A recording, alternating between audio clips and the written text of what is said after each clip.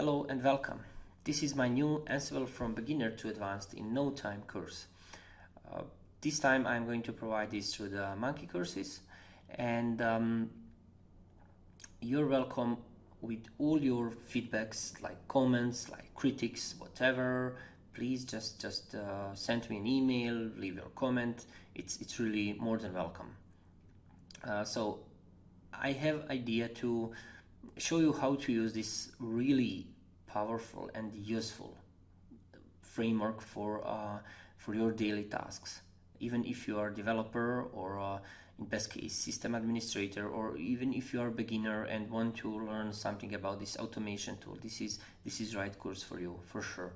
At the end of the course, I can guarantee to you that your time for doing your job on a daily basis will just decrease for probably for 5 or 6 hours for sure. If you are standard or old-fashioned sysadmin like I was and I still am, and all of us just don't want to forget about this bash or shell scripting.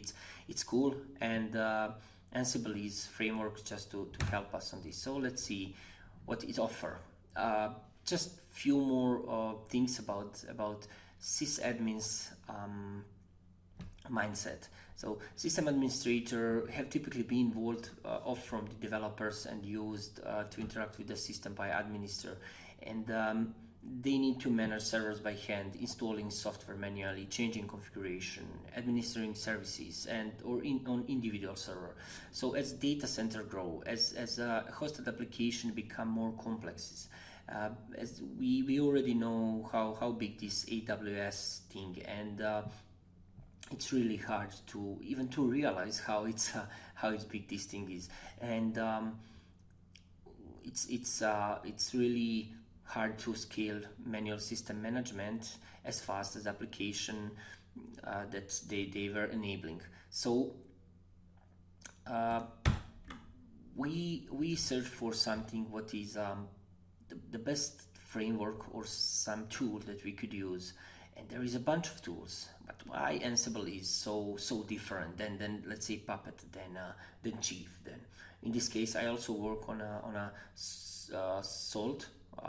There is a Salt Stack course, so this is not any kind of advertise, but just want to say that Ansible is much powerful than any other automation tool.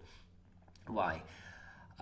Let's say that when developers began to think of infrastructure as part of their application, stability and performance become normative. When the system admins, most of whom have intermediate or to advanced knowledge of the application and language being used in the server they manage, work tightly with developers, development velocity is improved, and more time is spent doing fun activities like performance tuning, experimentation, writing documentation, sharing things, getting things done, and less time putting out fires. So this what we call DevOps, but this is not even lesson or time to talk about DevOps.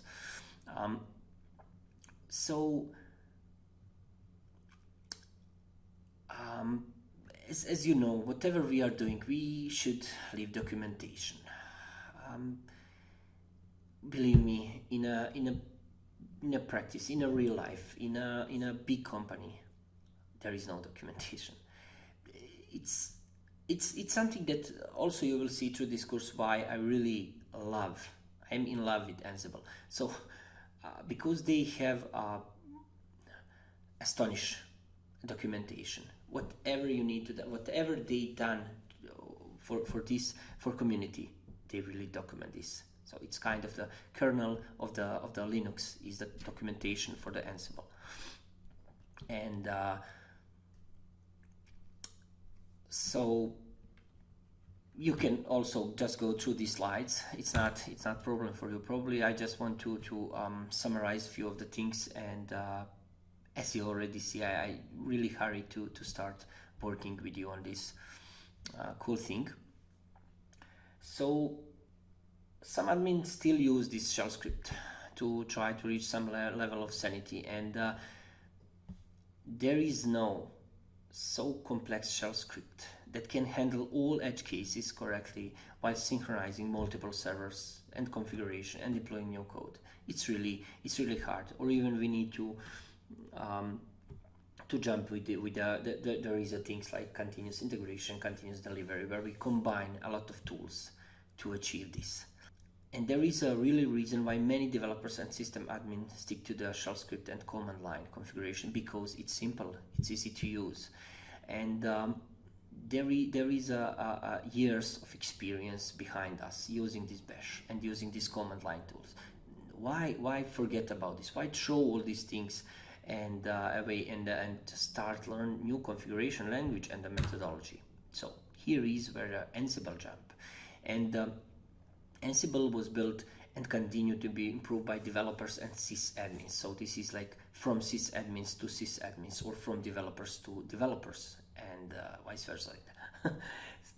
So these guys know the command line, and want to make a tool that helps, first of all, to help themselves to manage their servers exactly the same as they doing this in the past, but in a repeatable and centrally managed way. So Ansible also has other trick up its sleeves and making it true Swiss Army knife for people involved in a DevOps, not just the operational side.